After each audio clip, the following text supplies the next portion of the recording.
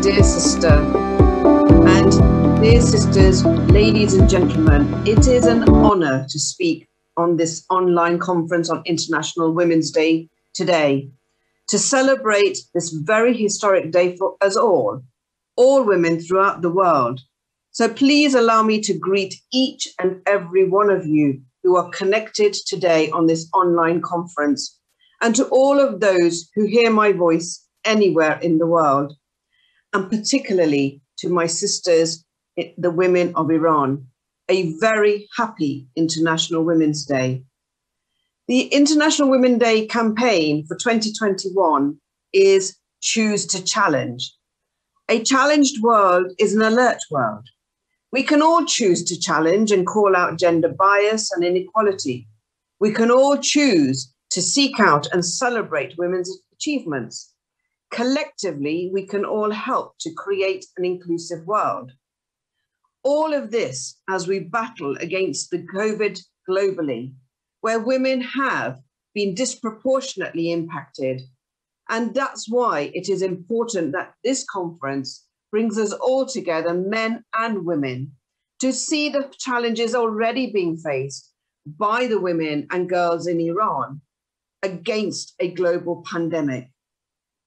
And with this theme in mind for International Women's Day, let me tell you how privileged I feel to be with you to address women who have already chosen to challenge by being at the forefront of the battle.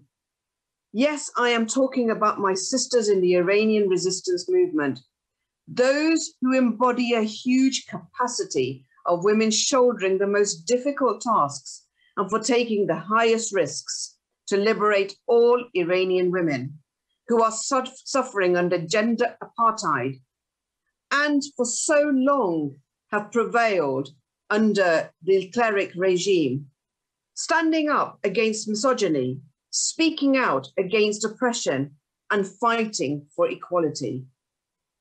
These women are capable of doing this because they have learned to liberate themselves under gender apartheid.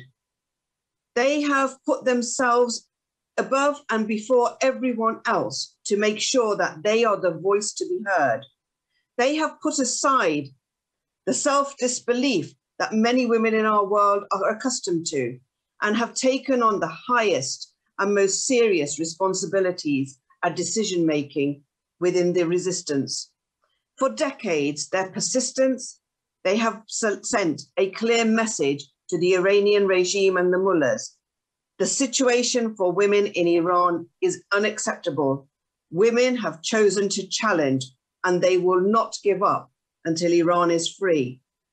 Despite the problems, the misfortunes of the Iranian people under such a dictatorship that is hard to bear, and with such bravery, women in the Iranian resistance have fought hard for the future of Iranian women and Iran.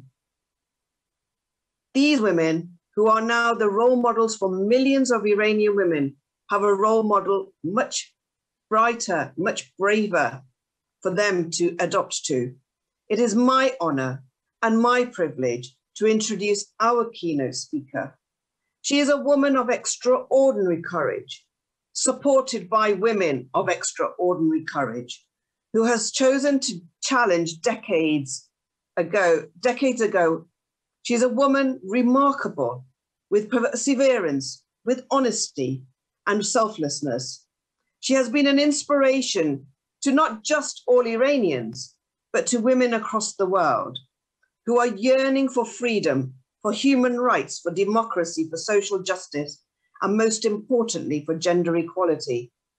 Under her leadership, women in the Iranian resistance, those whom I've described a few moments ago, have not only achieved gender parity, they occupy the leading positions of this most democratic movement, which spans from Iran to Europe, to the United States, and of course to Ashraf III in Albania.